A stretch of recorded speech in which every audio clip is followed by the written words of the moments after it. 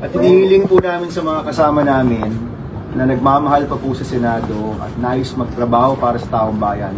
Pumasok po bukas, magkita-kita tayo dito, pwedeng pagdebatihan kahit anong bagay, pwede pong pag-usapan kahit anong bagay. Dito po kami magdiskusyonan dahil nandito po tayo para magtrabaho. At hinihikayat po namin lahat ng kasama namin na nagmamahal pa dito po sa Senado, pumasok tayo bukas, magtrabaho tayo para sa taong bayan. Sir, kung hindi sila pupunta, sir. Hinahabol ko si Alan Peter Cayetano.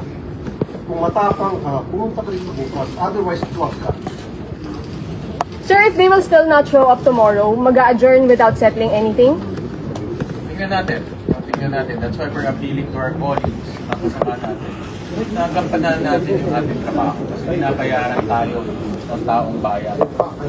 At bawat araw na hindi natutuloy ang session, hindi na mapatupad yung batas, hindi na implement yung mga dapat namin patupad, yung gaya kanina, yung may mga taong pumunta dito para i-confirm, hindi na ko-confirm. Sayang ang panahon.